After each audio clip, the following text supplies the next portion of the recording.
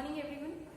Welcome to the process control laboratory. So today we are going to learn about the experiment which is experiment number 2, that is interacting and non-interacting systems. So you already came across in the theory, that is what is meant by interacting system and what is meant by non-interacting system.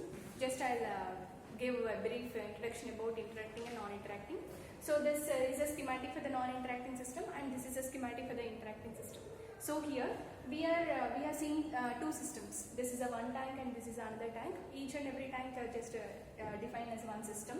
Here, if one system is not depending upon the another system, nothing but any system. Here you have two systems, no? So this the flow rate of this particular tank 2, which is depending upon the tank 1 output flow rate. But tank 1 is not depending upon the tank 2. So tank 1, which is having a individually, that is having an input flow rate as well as an output flow rate. So this is not depending upon the tank 2, but here tank 2, that inflow rate which is depending upon the outflow rate of the tank 1. Nothing but here one system is not depending upon the another, but another system is depending upon the other. At least one system should not depending upon the another system, then that system is called as a non-interacting systems. So here you can observe the interacting systems. Here the flow rate of the first tank influences the flow rate of the second tank, as well as the flow rate of the second tank which is influences the flow rate of the first tank. Nothing but two are the interlinked. So this type of system, this first system is depending upon the second, as well as second system is depending upon the first. So here these two systems are called as interacting systems. So here this interacting non-interacting system experiment is a study experiment.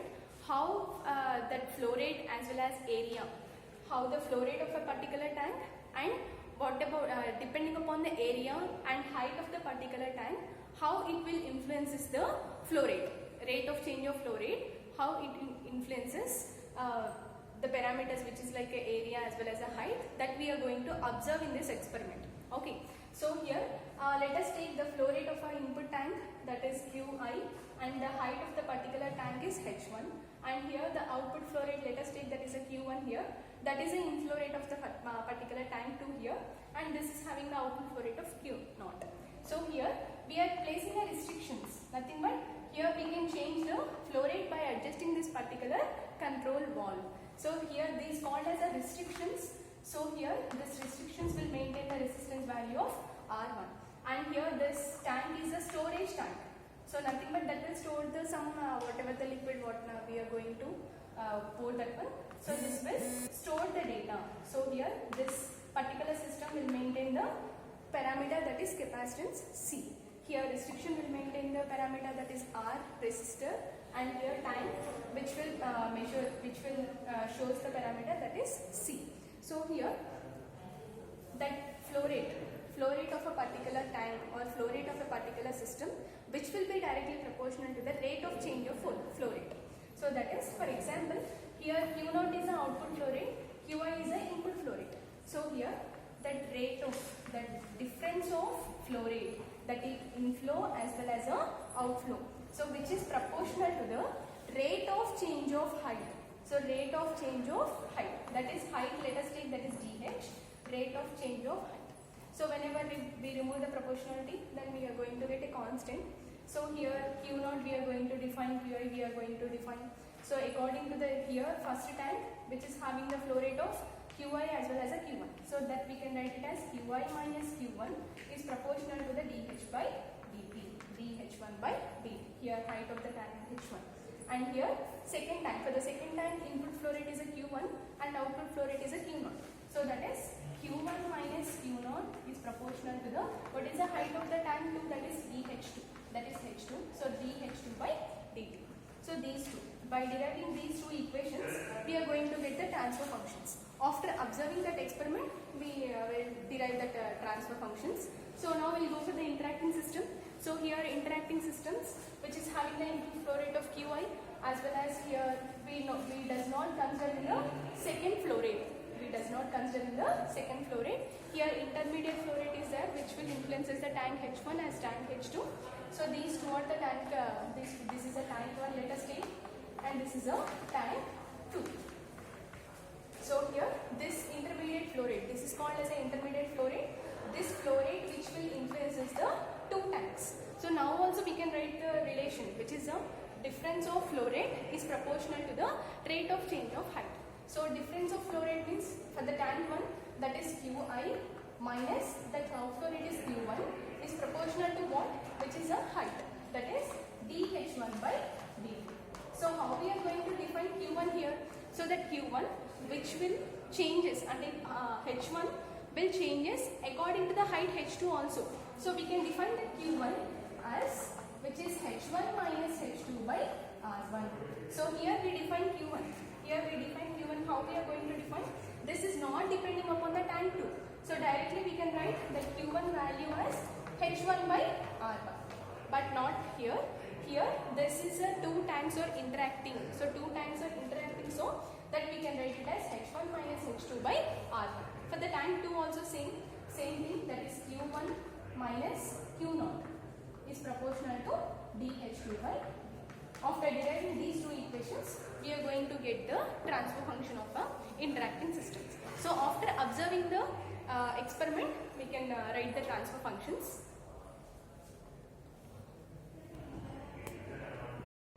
As I told earlier, this interacting and non-interacting system is a study experiment. So this is a schematic of a interacting and non-interacting system. So here you can observe the two systems, interacting as well as non-interacting, by varying the different types of walls here. So manual walls, you can adjust the manual walls. By adjusting the manual walls, you can convert it to the interacting systems as well as the non-interacting systems. So here you are having an overhead tank. So from this overhead tank, we are going to supply the flow rate. We are going to supply the flow for this three tanks. Okay. So you already seen the schematic, which is two systems or interacting systems. Whenever those two are connected in a horizontal and one output of the particular system is connected to the input of the another, and the another output is connected to the input of the other. So these two systems are the interacting systems. By adjusting these manual walls, here we can adjust the flow rate.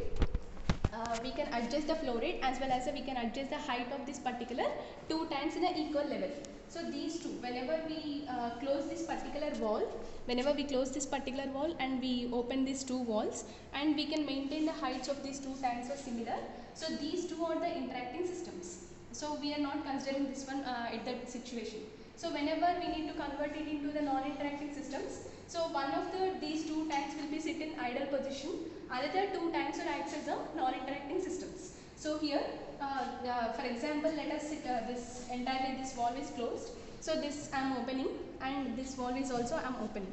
Nothing but that water, the outlet of the particular tank 1 will supply to the input for the second tank. Okay, so nothing but this tank will fill depending upon the flow rate, output flow rate of the first tank. So this is depending upon this one, but this which is having the input flow rate. So this is not depending upon the second tank. So here one system is not depending upon the another. So these two systems are acts as a non-interacting systems. Here these two systems are interacting together. Why? Because here outlet are both are connected. So these two systems are acts as a interacting, and these two systems are acts as a non-interacting. In the same way, these two systems also acts as a non-interacting systems. So this is an entire system of a interacting and non-interacting system. So now we will calculate the transfer function for this one. By taking this, here we are having the restrictions. So every restriction which will maintain the resistance value, and here every storage. Here three storage tanks are there. So storage which will maintain the parameter of capacitance, that is C. So by taking R, C and height of the tanks as well as the area of the particular tanks, we are going to calculate the transfer function of a particular interacting and non-interacting systems. So whatever we observed in the experiment, there two systems are interacting and another two systems are non-interacting. So here we are going to calculate the transfer function for the particular system, that two systems where we taken two tanks horizontally, that is here one system and here another system. So these two tanks are non-interacting systems. So we need to derive the transfer function for this one. So what is meant by transfer function? So transfer function that can be defined as a ratio of output by input, right? So what is the output here for the tank that is non-interacting systems? The output, which is the height of the tank 2, that is H2 of S is a output, and what you are supplying, that is called as an input. You are supplying the water, that is input flow rate acts as a input. So we are going to calculate the transfer function H2 of S by Qi of S by taking two equations, that is Qi minus Q1 is proportional to the dH1 by dt, and next Q1 minus Q0 is proportional to the dH2 by dt. So by deriving these two equations, you got the transfer function, that is H2 of S by Qi of S is equals to R2 by R2 C2S plus 1 R1 C1 S plus 1. So this is called as a non-interacting systems. In the same way you calculate the transfer function for the interacting systems also. Here also that H2 tank height, H2 that is tank 2 height is acts as the output, and Qi of S which is acts as a input. By taking two equations, Qi minus Q1 is proportional to dH1 by dt here. Here Q1 which is nothing but H1 minus H2 by R1 we are going to write. So next Q1 minus Q0 is proportional to dH2 by dt. So by deriving these two equations, you got this type of transfer function.